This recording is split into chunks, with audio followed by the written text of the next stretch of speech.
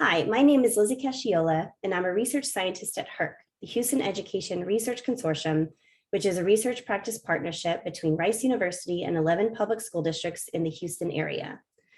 Today, I'm going to present results from our long-term English learner study, examining whether timing of reclassification was associated with on-time high school graduation or high school dropout.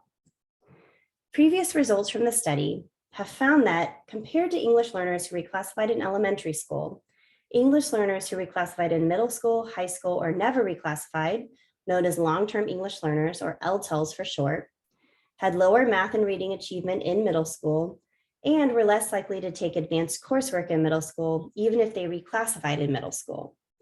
To build off of these findings, this presentation focuses on the high school outcomes of ELs by asking whether timing of reclassification was associated with on-time graduation or high school dropout.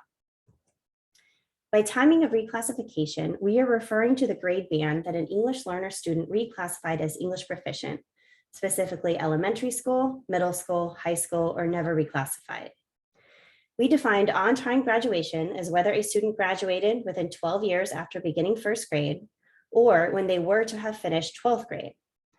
We defined high school dropout as whether a student dropped out of Texas public schools prior to graduating from high school. To preview our findings, similar to their middle school outcomes, ELs who reclassified in elementary school had higher on-time graduation rates and lower dropout rates than LTELs. LTELs had a lower likelihood of on-time graduation than ELs who reclassified in elementary school, and the more years they spent being an LTEL, or the longer they remained an English learner, the higher the likelihood of not graduating on time. Finally, LTELs who reclassified in high school or never reclassified had a higher likelihood of dropping out compared to ELs who reclassified in elementary school.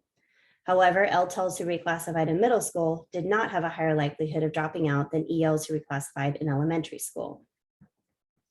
In this study, we followed two cohorts of EL students who began first grade in Texas public schools in the 2006-2007 and 2007-2008 school year, and went on to attend high school in 10 Houston area school districts.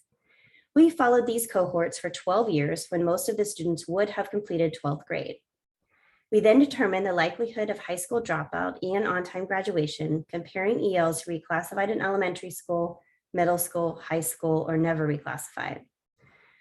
We examined these factors while taking into account important student, campus, and district factors, particularly factors that are known to be related to graduation and dropout.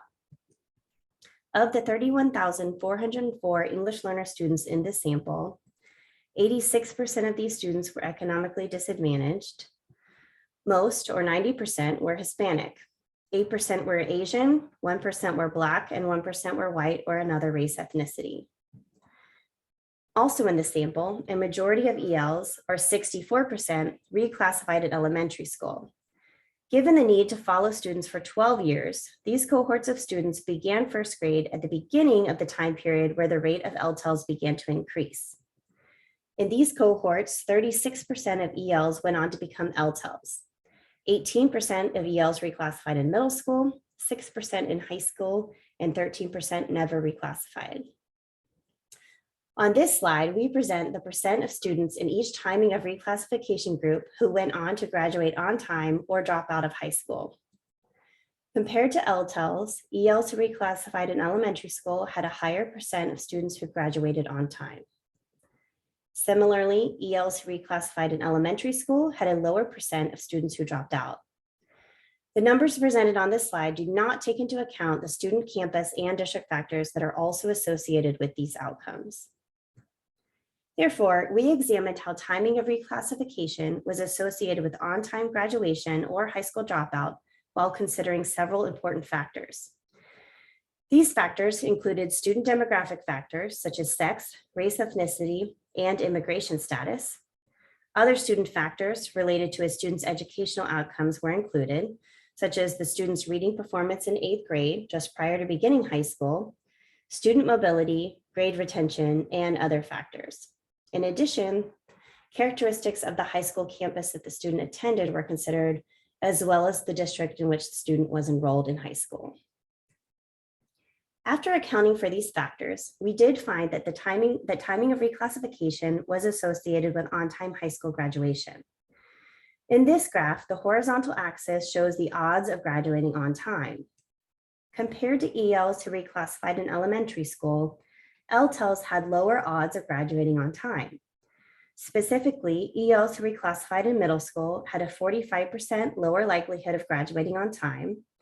ELs who reclassified in high school had a 63% lower likelihood of graduating on time, and ELs who never reclassified had a 57% lower likelihood of graduating on time.